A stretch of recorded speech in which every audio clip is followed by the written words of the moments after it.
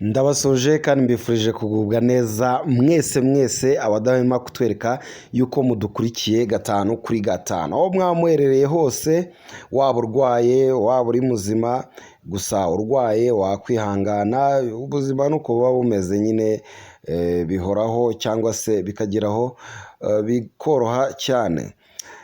Ni Rakarama Morning Vibes, tugeze kuri episode ya gatatu. Urabyumva nyine, tuba twageze ku itariki 6 z'ukwa mbere 2023. Tuba tugiye rero kubanyuriramo amakuru agiye atandukanye yagiye aca mu bitangazamakuru bitandukanye, byandika ndetse n'ibivuga n'ibigaragaza amashusho. Hano rero duhereye ku nkuru ya Iradukunda Serge yanditse ku Gihe. Ni inkuru ivuga ku bagabo bakorewe ihohoterwa rishingiye ku gitsina bikubye 7 mu mwaka umwe wonyine. Ikigo cy'igihugu cy'ibarurishamibare cyagaragaje ko umubare w'abagabo bakorerwa ihohoterwa rishingiye ku gitsina rikamenyekana bavuye kuri 349 muri 2023 bagera kuri 2348 muri 2024.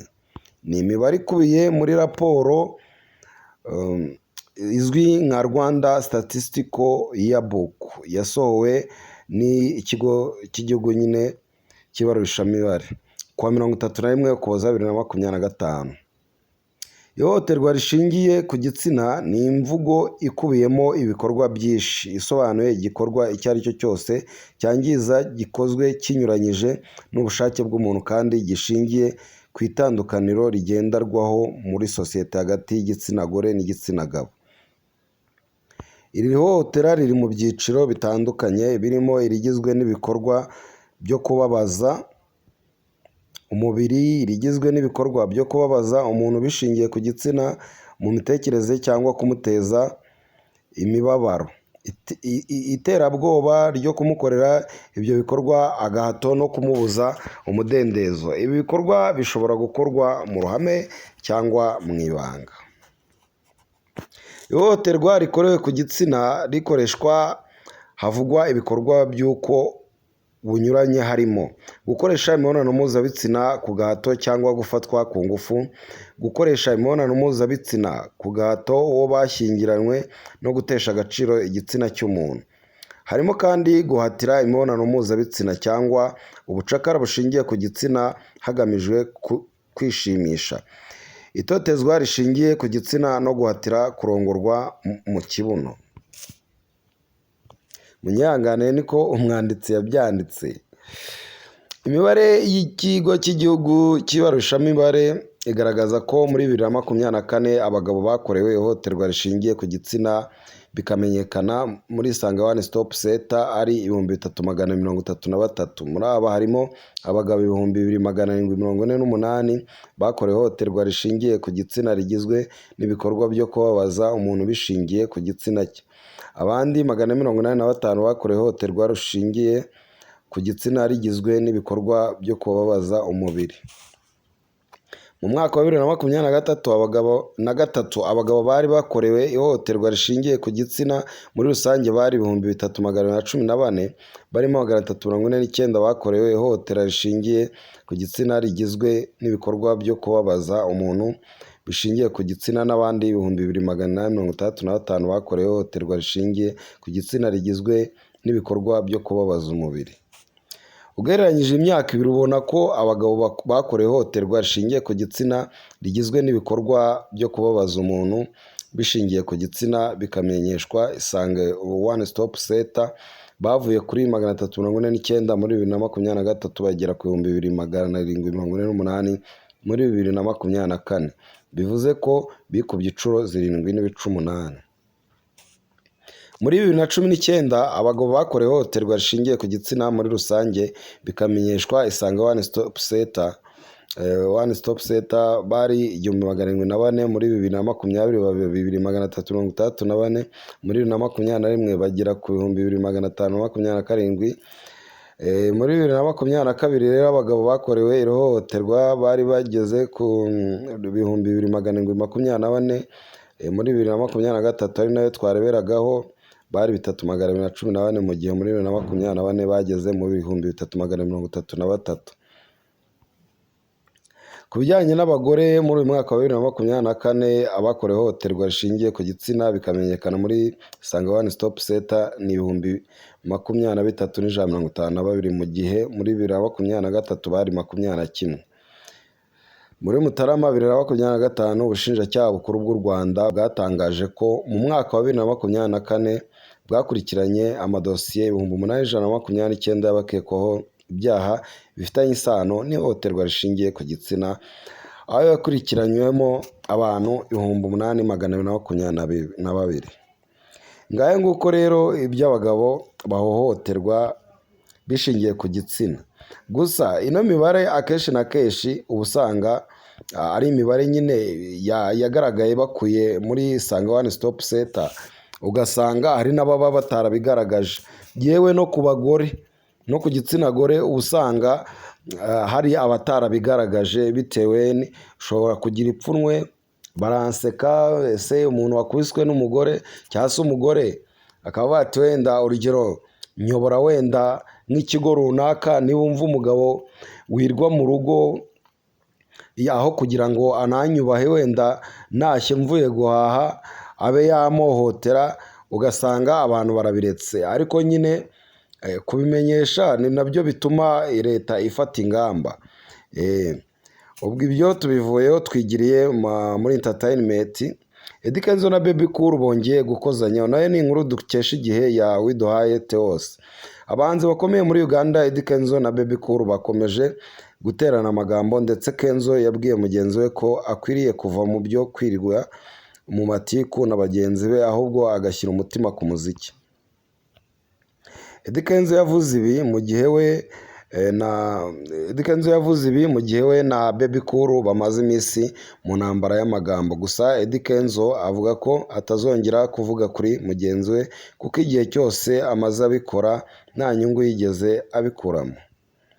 Yagaragaje ko ari Bebe Cool ubyungukiramo iyo zina rye rivuzwe. Uyu muhanzi akomeza avuga ko umuziki we wivugira, afite indirimbo zizwi ku ruhando mpuzamahanga, ko Bebe Cool ameze nk'udafite icyerekezo mu muziki we kuko rimwe na rimwe aba atazi n'ururimi agomba kuririmbamo. Eddy Kenzo na Bebe Cool bafitanye amasinde arambuye cyane y'igihe kirekire, gusa yongeye kubyuka mu mwaka ushize. Icyo gihe aba bahanzi bagiranye ubwumvikane buke ku bahanzi bagombaga kuririmba mu bikorwa byo kwiyamamaza kwa Perezida Yoweri Kaguta Museveni ushaka kongera kuyobora Uganda mu yindi manda mu matora ateganyijwe kuwa 15 Mutarama 2023 n'ejo bundi. Murabizi ko bigize no kurwana bamwe bagaterana n'imishyo. Naho abo bahanzi baba bageze rero, ariko mu Rwanda tujye dushimira Imana, abanyamakuru bakora ku masocial network baba bari gukabya ngari The Ben, ari na Melody, ngurenze undi ninde, bose ni abahanzi baduhereza ibyishimo. Twagiye muri siporo. Rayon Sport mu nzira zo gutandukana n'abakinnyi na Paveri. Rayon Sport ishobora gutandukana na Paveri, Adama Bagayogo, Harerimana Abdulaziza uzwi nka Rivaldo na Niyonzima Olivier Seifu batanagaragaye mu myitozo yo kuri uyu wa mbere. Bamwe muri abo bakinnyi bageze kure ibiganiro byo gusesa amasezerano mu gihe abandi bazatizwa. Aba bakinnyi ni bamwe mu batakibona umwanya wo gukina mu gihe iyi kipe ikomeje kwiyubaka bikomeye, aho imaze kugura abakinnyi batatu bashya barimo umunyezamu Kwizera Olivier, Rikao Faustin Kitoko, Yannick Bangara, Bene Aziz Dao, Ramazani Trimanga, Silembi na Bienveni Joachim Vigino. Amakuru acicikana avuga ko Gikundiro isigaje kongeramo abandi bakinnyi babiri. Imyitozo yo kuri uyu wa mbere kandi yitabiriwe n'abafana benshi ba Murera bari bagiye kwihera ijisho abakinnyi bashya, ndetse bagaragaza ko babishimiye cyane kandi babafitiye icyizere. Umwe mu baganiriye na Igihe ariyo dukesha inkuru yagize ati abakinnyi bacu bateraga koroneri akabura utsindisha umutwe, ubu tugiye kwihorera kuri APR FC. Aba bakinnyi urabona ko ari abagabo, ntabwo ari bamwe baza mu igeragezwa, baje gukora itandukaniro. Nimero 3 wamubonye uriya Magwende ntiyafungura udushumi tw'inkweto ze. Undi yagize ati ubundi uyu ni we Murenzi, perezida w'inzibacyuho. Ubwo yari meya wa Nyanza yabaye iya mbere, natwe tuzaba aba mbere, ubu igikombe cyagiye mu bindi. Undi nawe ati umva ubu abakinnyi bagufi byarangiye, igikombe ni icyacu, Super Coupe ni iyacu, APR FC ikureho, ubu nibwo dutangiye shampiyona. Kuwa gatatu tariki ya 10 Mutarama 2026 Rayon Sports izakina na APR FC mu mukino wa Super Coupe uzabera kuri Stade Amahoro guhera saa 12:30. Ndabararitse rero, kuko ikipe izanatsinda izegukana miliyoni 20, iya kabiri ihabwe miliyoni 10. Nibyo ibya Murera n'abakinnyi yaguze, ariko abafana babivugira ibyayo, abantu se si baba bagufi kandi bagatsinda. Buriya hari impamvu nyine baba bazanye timu ya Rayon Sports, iba yazanye abandi bakinnyi. Twigendeye muri Nigeria rero, abagabo bitwaje imbunda bishe abaturage 30. Polisi yo muri Nigeria yatangaje ko abagabo bitwaje intwaro bagabye igitero mu ntara ya Niger mu majyaruguru ya Nigeria, bica abaturage 30 ndetse abandi barashimutwa. Mu itangazo umuvugizi wa polisi muri leta ya Niger, Wasiu Abiodun, yashyize hanze yagize ati abantu barenga 30 bazize ubuzima mu gitero, abandi bashimuswe. Uwo muvugizi yakomeje avuga ko abagabo bitwaje intwaro binjiye mu isoko rya Kasuwani Daji riherereye mu mudugudu wa Demo, batwika amaduka ndetse bangiza ibiribwa byarimo, ibindi barabyiba. Polisi yatangaje ko abagabye iki gitero baturutse muri parike yo mu karere ka Kabe, ahakunze kuba indiri y'ayo mabandi yitwaje intwaro. Abatangabuhamya babwiye Reuters ko abagabye igitero bari ku mapikipiki barasa ku bantu bose ntacyo bitayeho, bashimuta abagore n'abana. Umwe mu batangabuhamya yagize ati nta nzego z'umutekano zigeze zihagera kuva igitero cyatangira, ubu turi gukusanya imirambo. Nigeria ni kimwe mu bihugu byo muri Afurika bikomeje kwibasirwa n'abajura bitwaje imbunda, ubuzima bw'abaturage bukatikirira bikomeye cyane. Nko mu Gushyingo 2025 abanyeshuri 150 barashimutiwe mu ishuri ryitwa St Marie nanone mu ntara ya Niger. Icyakora benshi muri bo baratabawe. Ngaye nk'uko ibyo muri Niger tujye twebwe tuvuga tuti nibeka tugere no mu maso, gusa twihanganishije abo babuza babo. Dukomeza n'amakuru yacu rero, twagana ku mugabo bafitiye Nyanza. Umugabo wafatiwe mu mwobo yahamijwe kugira uruhare muri jenoside. Urukiko rw'ibanze rwa Busasamana mu karere ka Nyanza rwakatiye umugabo witwa Ntarindwa Emmanuel igifungo cy'imyaka 15 nyuma yo kumuhamya kugira uruhare muri jenoside yakorewe abatutsi mu 1994. Ntarindwa y'imyaka 52 y'amavuko yafashwe n'abakozi b'urwego rw'igihugu rw'ubugenzacyaha RIB muri Gicurasi 2024. Yari amaze imyaka 23 yihishe mu mwobo yacukuye mu nzu iherereye i Nyanza. Uyu mugabo yahungiye muri Repubulika Iharanira Demokarasi ya Kongo ubwo ingabo za RPA inkotanyi zahagarikaga jenoside. Ataha mu 2001 atura i Nyanza, yacumbikiwe n'umugore witwa Mukamana Eugenie. Barakundana babyarana umwana. RIB yasobanuye ko Ntarindwa atigeze asohoka mu nzu kuva yagera i Nyanza kuko yabaga mu mwobo yari yaracukuyemo. Ifatwa rye ryashingiye ku makuru yatanzwe n'abaturage. Ubwo yafatwaga yemeye ko yakoze jenoside kandi ko yishe abantu benshi mu yahoze ari komine Nyabisindu na Kigoma, akaba atibuka umubare wabo. Mu rubanza yasabye urukiko rw'ibanze rwa Busasamana kumworohereza igihano.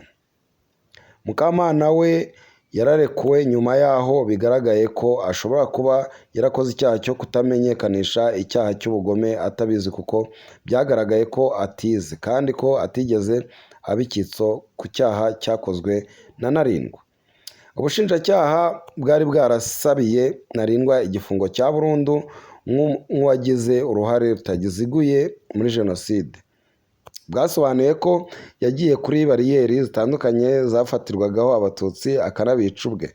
Urukiko rw'ibanze rwa Nyanza rwanzuye ko kubera ko Ntarindwa yemeye icyaha akanasaba abanyarwanda imbabazi ahanishwa igifungo cy'imyaka 15. Twakomeje na Irakarama Morning Vibes, mba ndi kubagezaho nyine amakuru atandukanye. Tugaruke kuri Rayon Sport. Mwumvisha ingufu yamaje gushyiramo. Rayon Sport yakureweho ibihano yari yarashyiriweho na FIFA. Ishyirahamwe ry'umupira w'amaguru ku isi FIFA ryakuyeho Rayon Sport mu makipe atemerewe kwandikisha abakinnyi nyuma yo gukemura ibibazo yari ifitanye n'abayireze mu nkiko. Ishyirahamwe ry'umupira w'amaguru ku isi FIFA ryakuye Rayon Sport mu makipe atemerewe kwandikisha abakinnyi. Ku gicamunsi cyo kuri uyu wa mbere tariki ya 5 Mutarama 2023 nibwo FIFA yakuye Rayon Sport ku rutonde rw'aya makipe, nubwo hashize igihe iyi kipe yarakemuye ikibazo Rayon Sport yari ifitanye n'abayireze. Icyo gihe yarezwe n'umunya Brazil Roberto Gonçalves do Carmo Robertinho n'undi wayireze ayishinja kwirukanwa binyuranyije n'amategeko ndetse inamubereyemo umwenda. Icyo gihe Rayon Sport yategetswe kumwishyura ibihumbi 22,500 arenga miliyoni 30, ariko kubera kutishyura yahawe ibihano byo kumara inshuro 3 itemerewe kwandikisha abakinnyi bayo. Rayon Sport yahanwe inshuro 2 kandi yarezwe na rutahizamu ukomoka muri Guinea Bissau Abdoulaye Diallo. Aba bose yakemuye ibibazo byabo ikaba yemerewe kwandikisha abakinnyi bashya imaze kugeza ubu bazayifasha mu mikino yo kwishyura ya shampiyona y'u Rwanda. Abo bakinnyi ni Bienvenu Joachim twari twamubabwiye, Ramazani Tsimanga, Tsirembi Faso Benazizi Dao, Faustin Kau, Pizarro Kitoko, Yannick Bangara, Timoto na Olivier Kwizera ukina mu izamu. Ngayo rero ibyo biba bihagije. Washaka amakuru arambuye wajya ku Gihe ukayasoma, nta kibazo. Niyo source tuba twakuyeho amakuru akenshi na kenshi.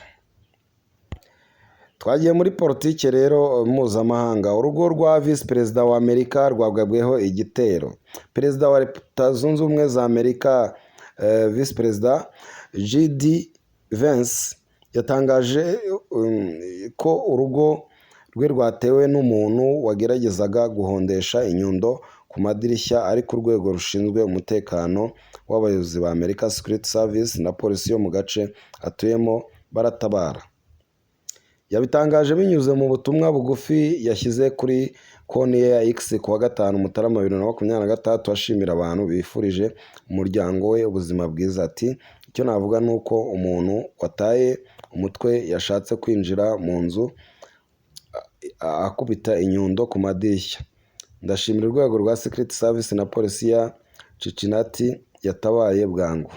Vance yavuze ko igihe icyo gitero cyabaga batari bakagera mu rugo bava muri Washington DC. Iyo ni Twitter ye ngo I appreciate everyone's well wishes about the attack at our home. As far as I can tell, a crazy person tried to break in my hammering the windows. I am grateful to the Secret Service and the Cincinnati police for responding quickly. We weren't even home as we had returned. Okay. Ubwo ni ibyo byabaye. Wasanga ari n'uwoherejwe na Venezuela. Rye ducishamo muri Irakarama Morning Vibes, tuba tugomba gucishamo tukanitwengera. Twikomereze mu Bufaransa. Abantu 10 bakatiwe n'urukiko bazira kwibasira Brigitte Macron. Urukiko rw'i Paris rwahamije abantu 10 ibyaha bishingiye ku kwibasira Brigitte Macron, umugore wa perezida w'Ubufaransa Emmanuel Macron, hifashishijwe imbuga nkoranyambaga. Abantu bashinjwaga ibirimo gukwirakwiza kuri izi mbuga amakuru y'ibihuha ajyanye n'imiterere y'imyanya y'ibanga ya Brigitte Macron. Bakanavuga uko biboneye ku myaka iri hagati ya perezida Macron n'umugore we. Abashinjwa bakatiwe igifungo cy'amezi 8 yasubitse, gusa umwe muri bo ahita afungwa ako kanya ajijijwe ko atitabiriye urubanza. Konti zabo zo kuri izi mbuga nkoranyambaga zahise zifungwa. Umucamanza yavuze ko abahamije ibyaha harimo abagabo 8 n'abagore 2 kandi ko ibyo bakoze bari bafite intego yo guharabika no kwambika urubwa Brigitte Macron. Abarimo Natasha Ray bivuga ko ari umunyamakuru wigenga na Amandine Roy ukoresha imbuga nkoranyambaga bahamijwe icyaha cyo gukoresha izi mbuga muri 2024 baharabika Brigitte Macron bavuga ko atigeze abaho. Bavuze ko musaza we Jean-Michel Trogne yihinduye imiterere y'igitsina nyuma aza gukoresha amazina ye ya Brigitte Macron. Ngayo nguko ibyo mu mahanga uko biba byifashe. Nimukabone ngo baba babakatiye ngo igihano gisubitse. Iki gihano gisubitse ushobora gukora agakosa gato, cyangwa se hari n'igihe babambika bya bisaba byo ku kuguru kugira bakomeze baba tracking aho bari hose, ku buryo utarenga umujyi bakubwiye. Iyo ubirenzeho ugaruka mu rukiko y'amezi ukayafungwa, ukagira n'ikindi gihano wongererwaho. Twisubire mu baturanyi bacu muri Uganda. Uganda yemeje ko itazigera ikuraho internet mu gihe cy'amatora. Umunyamabanga ora muri Minisiteri y'Ikoranabuhanga n'itumanaho Dr. Amina Zawede yatangaje ko guverinoma idateganya gukuraho internet mu gihe cy'amatora ya perezida azaba tariki ya 15 Mutarama 2023 ejo bundi. Ibi Dr. Amina yabigarutseho mu rwego rwo guhosha ibihuha byakomeje gukwirakwira ku mbuga nkoranyambaga bivuga ko internet zakurwaho mu gihe cy'amatora, ashimangira ko ibyo bihuha bikomeje gukwirakwiza bishobora guteza ubwoba, gusenya icyizere cy'abaturage ndetse no kubangamira inteko z'igihugu mu bihe nk'ibyo. Yagize ati leta ntigeze itangaza itegeko cyangwa izagira uruhare mu bikorwa byo gukuraho internet mu gihe cy'amatora. Ibyo bihuha bikomeza gukwirakwizwa bituma abantu bibeshya, bikaba bishobora gutera ubwoba, bigasenya icyizere cy'abaturage ndetse bikanabangamira inteko y'itora. Dr. Amina yibukije ko ikoranabuhanga n'itumanaho bifite uruhare rukomeye mu gutuma abaturage bagira uruhare mu miyoborere ya demokarasi, kuko bibafasha kubona amakuru yizewe kandi ku gihe ndetse n'uruhare rwabyo rugaragara cyane mu matora, bityo bitafungwa. Dukomeje kubashimira rero mwese muba mukurikiye Irakarama Morning Vibes. Dore mba ngiye kubibagezaho nyerewe ariko nta kibazo, nuko mba nabanje gushaka nyine ibyo ngomba kubaha. Twifuriza rero abaturanyi bacu ko bazatora neza bakihitiramo ugomba kubayobora muri iyo manda izakurikiraho. Inkuru itangaje rero niyo tugiye gusorezaho, nayo tuyikesha Igihe, yanditswe na Tuyishimire Umutesi Celine. Ni umugabo wo mu Buyapani utangaje umugabo waguze ifi y'amafaranga arenga miliyari 4,300,000. Umugabo w'Umuyapani Kiyoshi Kimura usanzwe ufite resitora icuruza sushi yaguze ifi yo mu bwoko bwa tuna y'ibiro 243, ayigura arenga miliyoni 3 z'amadolari, ni ukuvuga asaga miliyari 4,300,000. Iyi fi yayiguze muri cyamunara yabereye mu murwa mukuru w'iki gihugu Tokyo mu isoko icuruza amafi. Uyu mugabo yavuze ko atari yiteze ko iyi fi izagurishwa amafaranga angana gutya, gusa ibiciro byazamutse cyane. Ati nari nzi ko tuzayigura ku mafaranga make ariko igiciro azamutse mu gihe gito cyane, gusa nizeye ko abantu bazarya kuri iyi tuna bazumva banyuzwe. Icyakora nubwo iyi fi yagurishijwe menshi gutyo, siyo ya mbere igurishijwe menshi muri iyi cyamunara iba buri mwaka, kuko kugeza ubu yaciye agahigo ari yagurishijwe miliyoni 3,4 amayeni miliyoni 510 yagurishijwe muri 2019. Ni mu gihe mu mwaka ushize ubu bwoko bw'ifi bupima ibiro 273 bwagurishijwe miliyoni 1.3. Ubuyapani ni kimwe mu bihugu birya ubu bwoko bw'amafi cyane, ndetse bikunze gutuma ibindi bihugu binenga iki gihugu kuko aya mafi atororoka cyane nk'andi mafi. Tubashimira rero kuba mwakurikiranye Irakarama Morning Vibes. Njye ni Irakarama Emmanuel nk'ibisanzwe. Tubashimira rwose aba mwarakoze subscribe.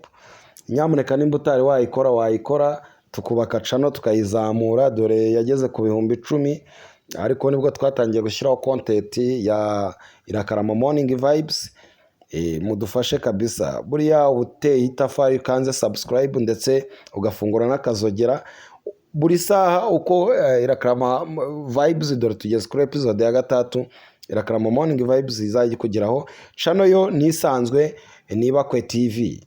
Njyewe ni Emmanuel Irakarama, ibiganiro byacu nakagaruka. Ciao ciao.